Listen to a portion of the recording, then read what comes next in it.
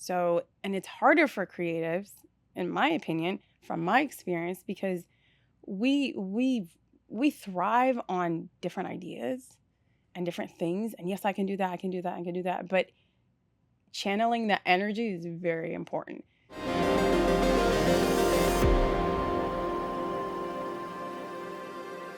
Hey everybody, Ryan Harper. I'm here with Deena Abdul. Yes. Abdul. We're going to be talking about the business of filmmaking. You were a former MBA wife, turned production, turned podcast, turned LA, turned this. Let's just get into it. Can you give me the elevator pitch of you, your expertise? Because Okay. right before you start, you're like, I'm not an expert. I'm like, I don't think anybody's a real expert. I think we're Okay. always learning. Thank you so much for having me, Thank Mr. you. Ryan.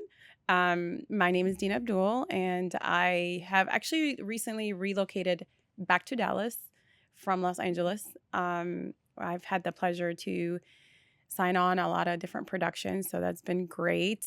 I am a little bit about me. I'm Egyptian American. I was born in Egypt, moved to Chicago, grew up in a very conservative household, 5 brothers, amazing parents, and just a lot of rules. Right. And Skipping ahead because we talked earlier this morning, we were just talking about, hey, where can we collaborate? Where, because this podcast stemmed from us just talking about possibly working together. How can we work yes, together? And you had kind of self-proclaimed, or maybe the industry proclaimed, that you are th- good at the structure. Because most people, when it comes to filmmaking or narrative work, they're maybe not usually doing the business structure of it, treating filmmaking as a business and a right, multi-regional aspect. right, So you come in and you're like, okay, let's start with the structure. right. Do you think that came from a strict household? See how I tied that back? Yeah, no, that's actually a good point. I think learning to manage chaos is a form of structure, right? So, growing up in a very strict household, even though a lot of us may not have followed all the rules, we kind of pulled out and extracted what was important, what was not, and kind of cultivated that to be our own. So, my brothers are all business owners. They're all entrepreneurs. They manage their home, they manage their business. I think that is all from experience and probably all the rules that our parents set up for us growing up. Um, Strict doesn't necessarily mean successful, Ooh, um, in my opinion, because uh, you have the creatives, which can l- tend to be not rebels, but they kind of think outside of the box. So they tend to not follow all the rules. And sometimes you have to not follow rules and take risks. it's interesting you bring that up because we met at the Women in Film Dallas meetup, I think last week, Hmm. and somebody had suggested a book, Creative Inc. Yes. Creativity Inc. And Yes. have you heard of that book? I have. So I just started listening to it last night, Yeah. and yeah, and like because on my commutes, and one of the things it was talking about already was when you're building a creative team, you need to hire people, not just creative team, but any team, hire people who are smarter than you, and then give them a lot of free reign. Let them do their own thing. So like at the studios at DreamWorks, everybody has their kiosk, their desk, Hmm. and they're allowed to design Yeah. however they want.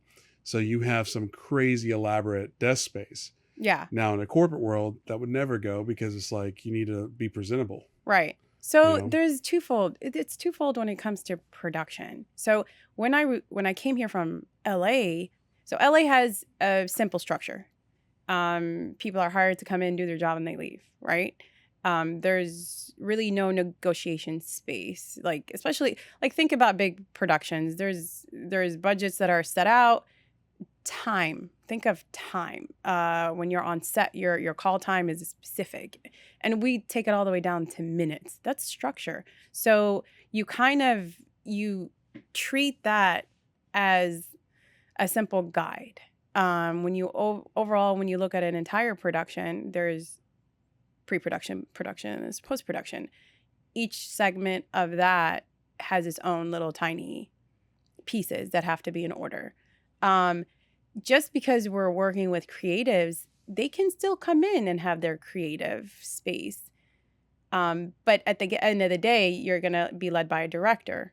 So as a cinematographer, you know what to, you're creative, right? Because you can capture angles or specific things, but you also have to be coachable and take direction from the director, of course, because he has an image in his mind of what something's going to look like. So with that being said, fast forward, in my opinion, the importance of treating a production as a business is so vital because, one, you're going to save yourself money, time, frustration. So when you are prepared, when you come on set prepared, knowing what you're coming in to do and leaving, it makes everything so much easier. So let me ask you from a structure production standpoint, because what I'm trying to do here is I've got Harper Belmont, our media company, a studio, however you want to define it. I want to get into more of the narrative space. I don't see myself, Ryan Harper, as a director, an actor, a creative. I see myself as the puppet master, putting all the pieces together to do the thing. Now, if I'm already paying people on staff here a salary to do work for whatever the company needs, how do I make a film where you're also bringing in contract labor and contract work? Like, how do you structure that? Because like, if your day rate is X, do I just not have a day rate for my guy over here because I'm already paying him? Or how do I navigate So, that? So every project is a different budget, right? Every project is a different structure. So a film production is going to be structured differently than a YouTube production, right? YouTube has a little bit more leeway with, moving forward of monetization and bringing in different sponsors here and there. And then you also have the structure of shooting is different. So let's take film production, for example. Film production there's a budget, a team, and an end goal. And like we were discussing before, kind of knowing your end goal and that kind of, it's going to stem from what genre, who's your audience, what genre are you, what is your, and then you bring in the staff that's able to work on that. So of course you're not going to bring in a historical writer to create a sci-fi movie unless it took place in a certain time in the universe, right? So it just, as a producer, you're putting in pieces. So if you want to be the puppet master, you got to just know who's going to come in and be efficient in that space. How would you define yourself? Because earlier we were talking about that, yes, you're a producer. Yes, you did COVID compliance. Yes, you can write, but your real passion is acting or being on camera. So, right. I don't write. Oh, my bad. And I don't listen. Would never. No. No, that's fine. Every project I will come into, I have to see which role I play because it's going to be very difficult to play more than one role at my best. So if I'm coming in, and I've done it before, I've gone into sets where I'm the actor and producer, and it's not fun because you want to dedicate your skill to that one thing at that moment. And that goes on with everything you do in life, right? Any project. Multitasking is not the most efficient way to handle things. So I first align what role am I playing? And I make it very clear. I'll ask, Mr. Director, what role do I play in this production? What position do I come in and execute? Because I don't want to do 2-3 different things. I don't want to, because you're not going to get the best of me. So going back to, yes, as creatives, we tend to cover a lot of different dynamics, but each project you're going to cover something. And that is the way to be most efficient. So if I'm coming in as a producer on a production, I want to be producer. we're going to have a director on there. We're going to have a writer that's going to come in and write things down. We can all collaborate and work together and exchange ideas. But when we're on set, I want to be producer. I don't want to do if I have a passion project and I want to be director of that passion project, I will come in and be like, I want to direct this show. This is a passion project for me. Along the way, I might produce a couple things here and there because we're placing all pieces together, right? So in that process to put the pieces together, so let's just take me as an example. I want to do a project. Okay. Where do I start? I don't have a script. I don't have an idea. I don't have a director. I don't have anything. I just know I want to make a thing. You want to make a thing. I want to make a thing. I want to put my name, my company logo on a thing just to get the ball rolling in the narrative space. Okay. Well, as anything in life, we kind of have to know what we want. So, and it's harder for creatives, in my opinion, from my experience, because we thrive on different ideas and different things. And yes, I can do that. I can do that. I can do that. But channeling that energy is very important. So when it comes to the idea of like, how do I figure out what I want? You got to start from the end. Like, I want to send this message out. How do I do that? So you kind of start from the end and then work backwards. And okay, maybe I need to bring in this type of expert to give me an idea of how I can get this message out or target this group of audience. And then we start analyzing and doing comparison. Like, what is most popular? What is attracting? What is missing that maybe people need to talk about or we can educate on? And you kind of like, it's like a fun game of let's figure this out from the beginning, but also base it on the end goal. So does that make any sense? Yeah. Okay. But it doesn't really, it doesn't, in my mind, I haven't heard the answer of, because to me, the end goal is to take a thing to festival for the experience and the connections. Okay. So your end goal is not money. My end goal is money, but not necessarily for that initial project. Okay. Like the way my brain works is, like, say you have an idea for a thing, but you don't have the money, the equipment, the team, the time, the power. And it's like, but you gave me a soft pitch. I was like, hey, that's a good idea. Cool. Let's run with that. And you'd be like, wait, what? I'm like, do you want to be director? Like, sure. Okay, cool. You're a director. You don't want to be director? All right, cool. Let's go find a director. And then it's like, okay, we have a director. And then, okay, do you want to act in it or do you want to produce in it? Oh, you're the producer? Cool. What next? What do we do here? And then to me, the question I'm asking is, how do you structure all that?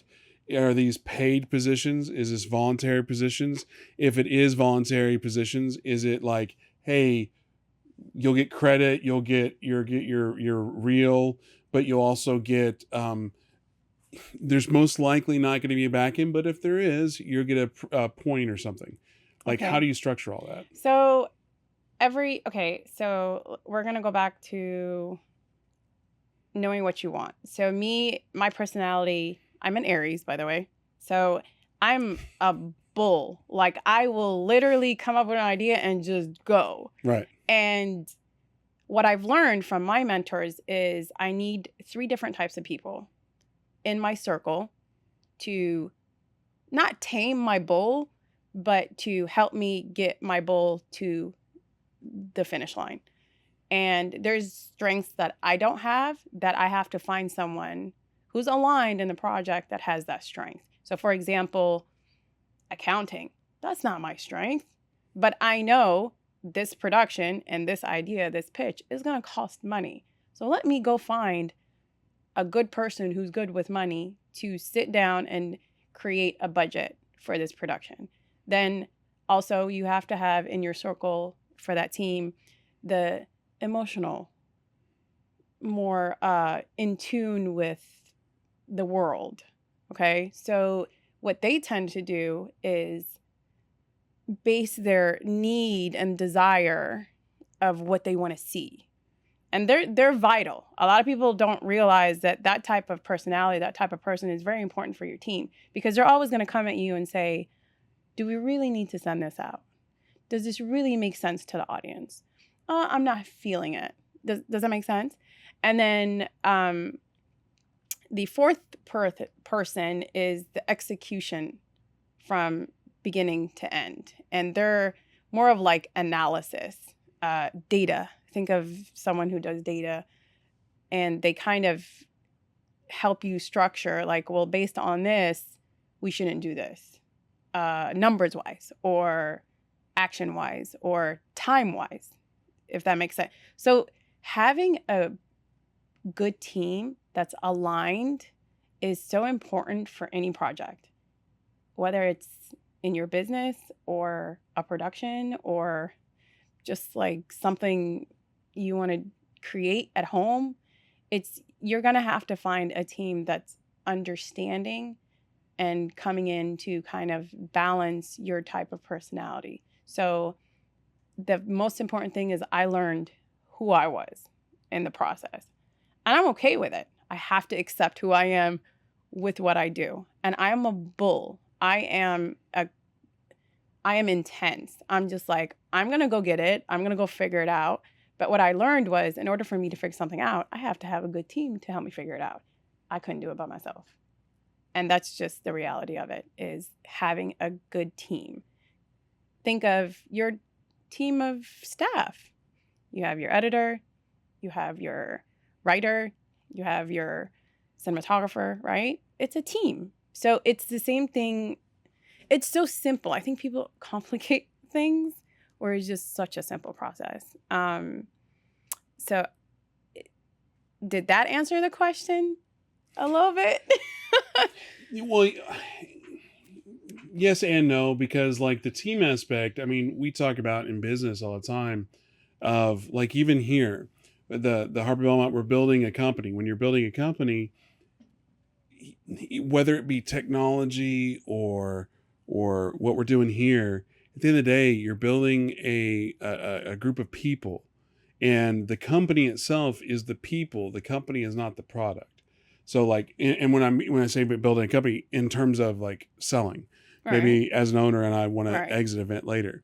When somebody comes in and buys, they're not buying a building. They're not buying, yes, they're buying assets here and there, but they're buying the team that has been built and the system and the process that have been built to do that.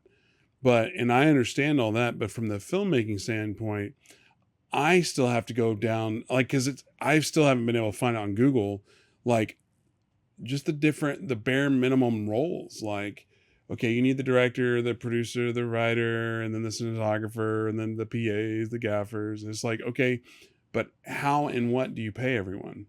You know, and I guess everything's negotiable, but that's a dynamic question, because one, every city pays different, right? Like if you're living in Los Angeles, pay is going to be kind of dependent on that stay. mm-hmm. And, you know, do you expect to pay people in LA the same as you expect to pay team here?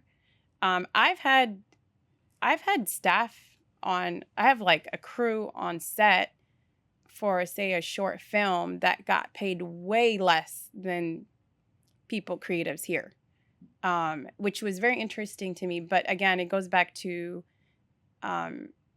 where each person is in their journey. So if you have a young creative who just graduated out of film school, you know, they have to know their resources. Like, okay, I'm going to go volunteer my time here because I have to build this content to put on my resume.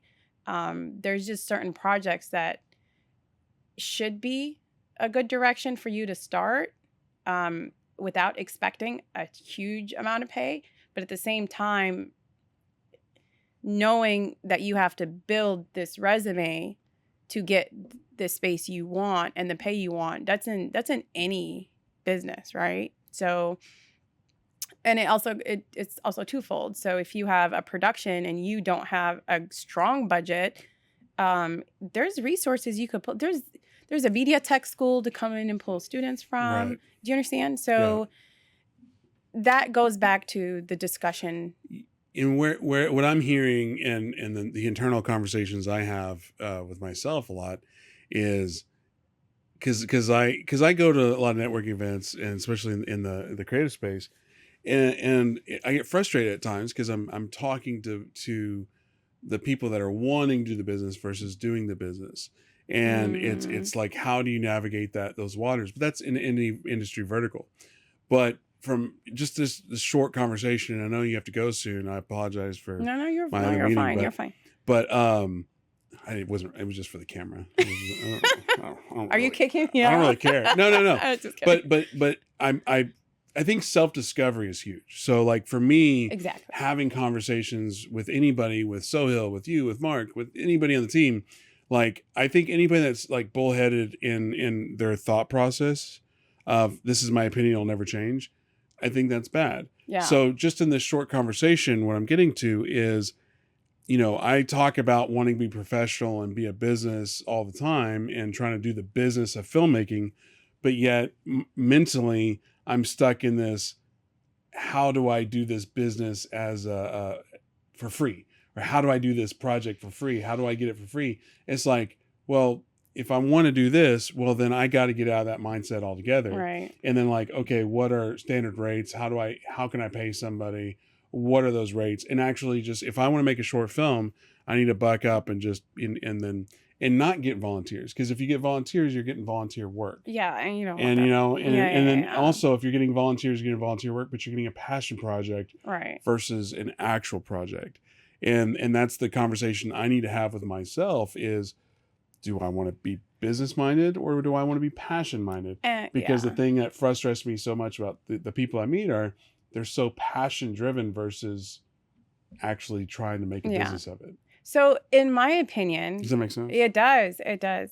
Sometimes I feel like I speak and I'm like, I don't make sense. I don't understand what I'm saying. But I also don't hear what people say. I hear different. Like sometimes you say, hey, the numbers are 1, 2, 3. And it's like, oh my God, 7, 8, 9. I totally get it now.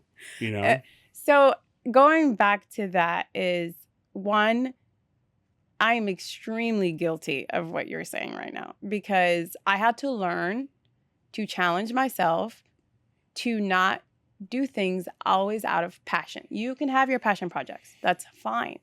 And you're going to give it 100%. But a lot of other people are not going to give you the 100% because it's your passion project. So what I've taught myself was to, one, get a mentor. And sometimes it's so hard for us to hear things from other people because in our mind, like, no, I want to do it this way. Or this worked for me that one time, it's going to work for me again. But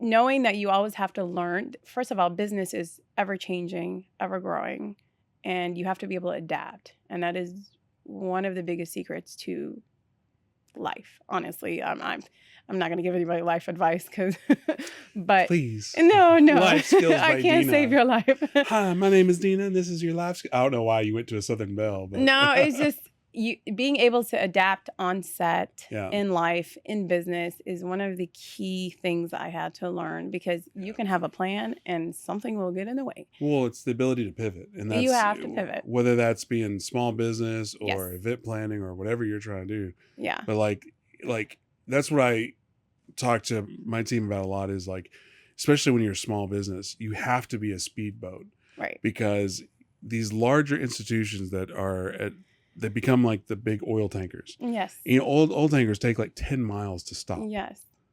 So there's no way they can turn on a dime. Right. Right. No, that is true. So going back to knowing yourself and what I had to work on was important for me. And there's things I still have to work on. And there's still moments where I, of course, need a mentor. So one, encouraging others to always be around people who've been there before is very important. So if you want to be a director, hang around a director who has like 20 years in the business or so they can give you advice that you can learn from their experience. You can see them, you can see how they move, how they communicate. These are all this is all free stuff. You know what I mean?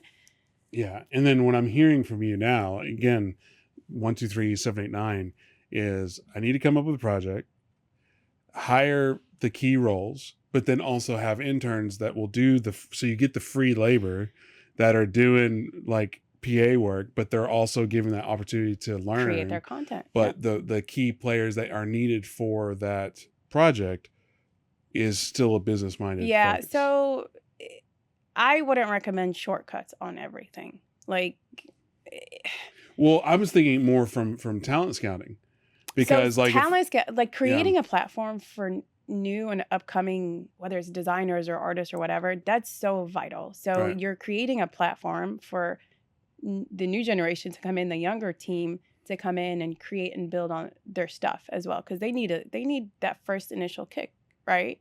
Of, okay, put things on paper for yourself, which is a resume. There was moments where I spoke to my agent. I'm like, what do I put on my resume when I don't have any work experience? And I had to literally extract from my skill set. Okay. Yeah. Oh, I belly dance. Okay, I can do that. That's on my resume as one of the things I play ball. That's on my acting resume. You see what I mean? And there's also guides to it. That's why, like, when I look at a resume, I'm looking for, and I know acting resume is different than like a regular resume. A regular resume. Shoot. But like, I don't even look at your skills. I'm looking at how long were you there and do you have a portfolio, especially for creatives, you know. But that kind of, that's great, right? But that kind of also goes back to specific as well. Yeah, it's very specific. It also goes back to, I mean, I look at a lot of different things. I look at their personality, because are they going to give me the type of energy on set? As it could look real pretty on paper. Oh, yeah. You know what I mean? So their mission, like, what do they want to get out of it? That's very important for me. Like, because that's going to determine to me, like, their dedication. How much are they going to give me to get what they need? And it should be both ways. Like, how can I service you as well? Right. The other thing is, oh, okay, great. You have this experience. Are you willing to learn more? That's also a personality trait, but that's also important for me, because if you don't want to learn, you come in, do your job, and leave. That's fine. You get paid for that. But if we're talking about like new upcoming creatives, you know, are you going to come on set willing to learn, willing to grasp, to place on your resume, versus, you know, a cinematographer that's been doing this for you? I'm not going to step in his space and be like, are you willing to learn? He knows what he's doing. I don't need to. He knows probably more about cinematography than I do, because that's his skill. So with that is, when you have a production, you can have your skilled, your non-skilled. Everybody needs that space, but people are going to get paid different. That's one thing. So, and then your vital, your core individuals that have to be there, you can't really take shortcuts on them. And this goes back to, like, are we valuing their work, right? Yeah. And this also leads to, how do you charge, right? So say I have a production. This is what I do. What's your cost? I have to know how I value my work. And that's dependent on, how much am I paying this person? Because he's my core cinematographer. I need him. I'm not messing around with his pay. I value him based on his experience, his personality. I love working with him. He's great on set. He's fast. He's quick. He doesn't give me any issues. That's a value, in my opinion. Versus, I mean, and that helps you also structure budgeting for a production, right? So, like, here you have a great team. You have a great team set up, and you value their work. And we want to make sure that they're constantly getting the projects that they deserve. Versus if you have an intern that's coming in, we're teaching them. Right. So you get an idea, you create the budget for it, you create the end goal, know the end goal, right? And then it's like a playground, right? And each project is different. So, and there's different ways to do things. But look, I'm gonna be honest. Sometimes I sit with people who have done like YouTube, and I'll be like, oh my God, how do you know that? There's things I don't know. I'm always willing to learn, and I have to bring in the expert for it. Well, that's one thing here. Like I try to instill in all the team members, and it's sometimes for the newer team members, it's hard for them to maybe realize it, is just because I say something doesn't mean that's what I actually mean. What I mean, and what I'm trying to get to there is like, hey, I think this cup should go right here. And then you need to be strong enough and brave enough to be like, Ryan, I know you're the boss. I know it's your company, but honestly, I think the cup should go right there. And I'm like, no, I think it should go right there.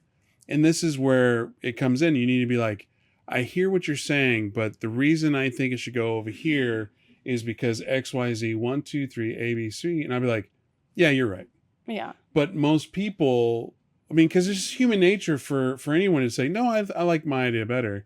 But you have to be able to stand up and say, I appreciate that, but in this situation, I believe I'm right.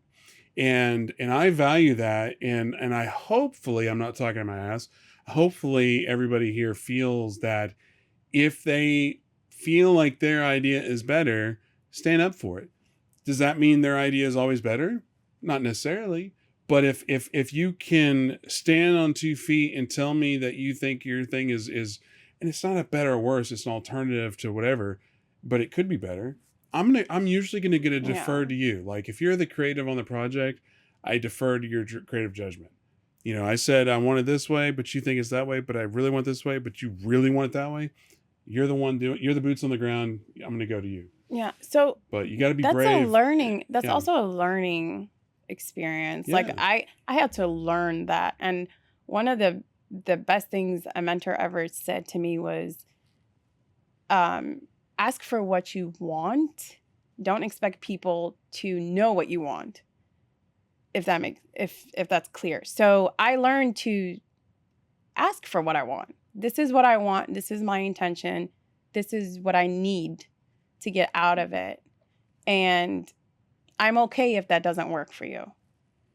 Because 90% of the business in production and film and the entertainment is a rejection, right? And so you got to be able to take that.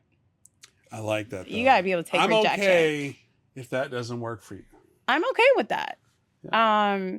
So that's a learning experience, and it took pizza. me time. I want chicken. I'm okay if that doesn't work for you, but I'm getting pizza. That goes for everything in life, though. Like, yeah. And I encourage my kids to say what they want. Right. It doesn't mean you're going to get it. Yeah. But it's important to express what you want. And as a business owner, what I'm learning is I need to stop thinking in terms of how to get there, but instead convey what I want. And because you're the boots on the ground, you decide how to get there. Like, it's a journey. Yeah. Well, because I'm so focused, because usually when you do everything on your own, you just learn to do it on your own. And you're like, you have your set ways of doing it. But like, who am I to tell Sohail how to run his control room? Yeah. Like he's the guy that's in there, not me.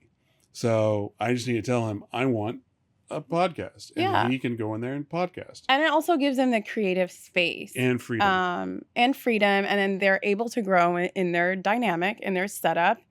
But at the same time, your production just still needs to have direction, right? Yeah. So your team, and that's going to be guided by someone. And I know you have to get out of here, so we'll leave on this. Is the biggest thing I got out of this conversation for me is, if you want to be passionate, be passionate.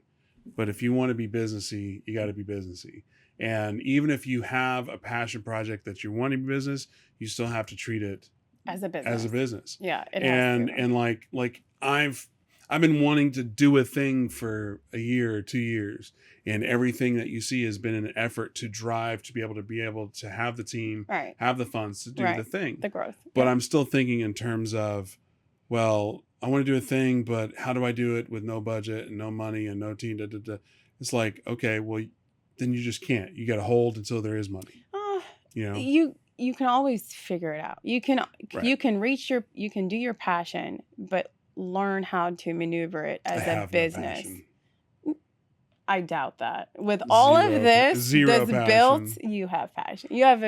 You have a great sense of passion in creating something for other people. So that's your service, is you're creating a platform for people to come in and do what they love, and telling these stories and these narratives